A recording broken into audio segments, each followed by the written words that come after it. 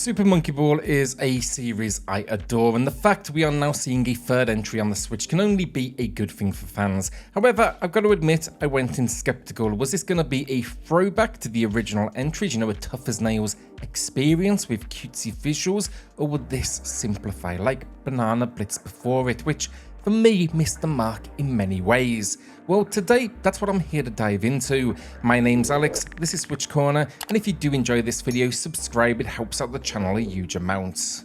So first of all, there is a story. It's known as Adventure Mode, but thankfully it doesn't include misguided boss battles as we saw with Banana Blitz. This is a narrative you could take or leave, honestly. I'd describe it as far from good, but it's fine. So basically we're on this adventure because one of our crew's fathers is missing, and we must find them by traveling to different regions and scooping up treasure. Now, if you do want to see a full playthrough with this mode, it took me around 3.5 hours with a whole host of mistakes and retries, and that is live right now over on Game Corner, which I have linked down below.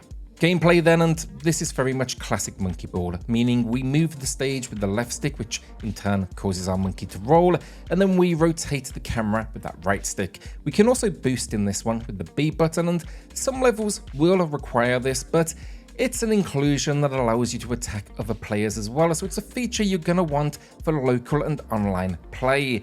So yeah, jumping into this game, I think the best place for many to begin will be the game's adventure mode. This can be played in single player or multiplayer, both locally and online. Now, multiplayer doesn't actually change anything about the stages, rather you simply need one individual to reach that end goal. There's even a setting here where you can turn collision on and off, which could definitely lead to, some fun in competition.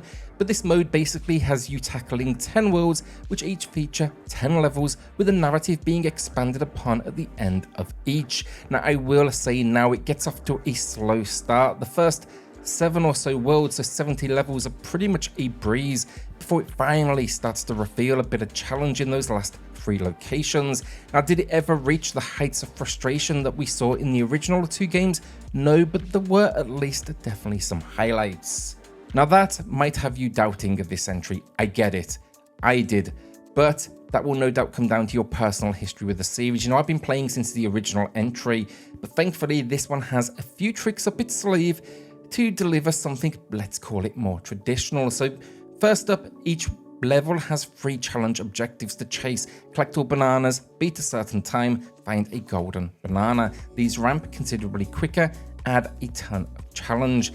Additionally, you can play each stage in a time attack mode, and then once you do beat the adventure mode for the first time, you actually unlock 2 new modes, one which stacks all levels back to back so you can chase full run times, and then you also unlock an additional version of each world where the difficulty spikes considerably. So basically, I jumped into the first world alternative, let's call it here, and it had me feeling right at home. You can see where it's going, and it's definitely gonna push you a lot harder, that is very clear. So in total for adventure mode, if you include these bonus spins on each world, that's 200 new levels in total. So it's definitely a lot of content to keep you coming back, and that is just the story modes. Additionally, on top of all of this, when you first complete adventure mode, you'll not only unlock new playable characters through that process, you'll also unlock things like items and clothing. You can very much customize the characters packed in here.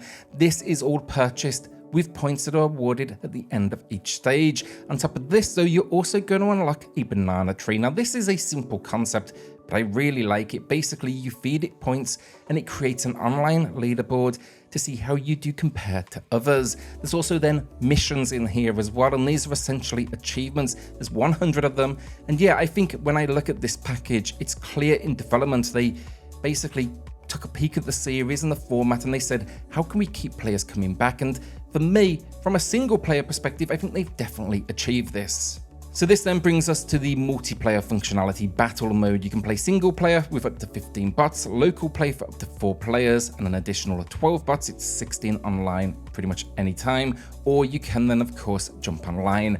This part of the game, honestly, for me, it won't keep me coming back. I miss the old monkey fly minigame and just the classics.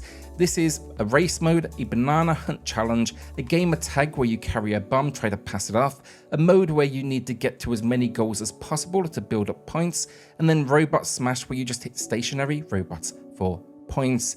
It feels like they were going for something more battle royale, 4 guys, but I was largely fed up with them after a couple of attempts on the different maps they do feature.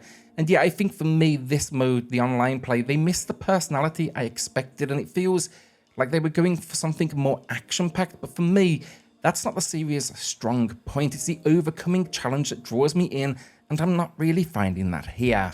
Finally, then, I do want to address performance. Single-player adventure, you're hitting 60 FPS the majority of the time, but you will see the occasional drop. Now, when it comes to multiplayer, adding players does impact this peak, and in multiplayer, I found I was in the region of 30 FPS online, which I do think makes sense given you've got 16 players going at it at any one time. In my case, I was working against bots, and that's very much the same experience. It is very noticeable as well because the buttery smooth 60 just feels so much more responsive, and in this world a split second can be the difference between success and failure. This, however, it's clearly a restriction of the hardware, and they've clearly got a good grasp on what's possible, leading to, at least I guess, consistency in the frame rate. It's not fluctuating wildly between 30 and 60. For the most part, it is locked in place. So overall for gameplay, I think the multiplayer mode's a good idea, but I'm not sure they're the right fit for the series, and I do personally prefer those classics. The adventure mode, however, I had fun overcoming the initial 100 levels, felt a little slow to ramp up, but once I unlocked the alternative worlds and discovered I had another 100 levels ahead of me, I was seriously happy. Additionally, lots of reasons for me to come back: missions, challenges, leaderboards. Yeah, to give you an idea as well, I've overcome all levels, but when you look at the stats menu, I'm only at 16% completion for these worlds, so I'm very far from done. Visually, it's decent. I think in multiplayer, locations are large. I found the resolution to be soft and understanding where to go a little challenging. But in the core adventure mode and timed runs, we have 10 unique worlds that each bring their own style and obstacles, from traditional forests to neon lit worlds. Our monkeys and general characters look great as well, and the menus offer a lot as it's an island location that transitions as you switch between modes, and you can even pan the camera in these moments to see what's going on around you, and it's a very simple inclusion, but I think it adds a lot of personality. Regarding the audio then, good stuff generally. The music is catchy as you would expect. I was singing along myself, and the few featured sound effects feel right in this world. The only complaint I would have in this area, it's the cutscenes. They have voice acting, which is great quality, do not get me wrong, but the backgrounds here feel a little empty. There's very few sound effects that kind of match the action playing out, and given the fact they're rarely breaking above, let's say, 60 seconds in length, I think this would have been a very easy addition. So overall, a monkey ball, a banana rumble, and may not be pulling me in with its multiplayer component, but its single player certainly is. It's 200 levels with a gentle learning curve that packs a ton of reasons now to keep me coming back. This is a series that deserves to be celebrated, and while it's not as good as the originals, it is one of the best new additions we've seen in a while. For me, it blows Banana Blitz out of the water. Now, if they could have still given me some of the classic multiplayer games as well, that would have easily elevated this one quite a bit. Now though, it's a good 7 out of 10 from me, and I definitely recommend it to series fans. So will you be checking this one out? Let us know in the comments. With that, hit subscribe, join us here for reviews, deals, news and lists daily, and I'll see you all on the next video. Thanks everyone.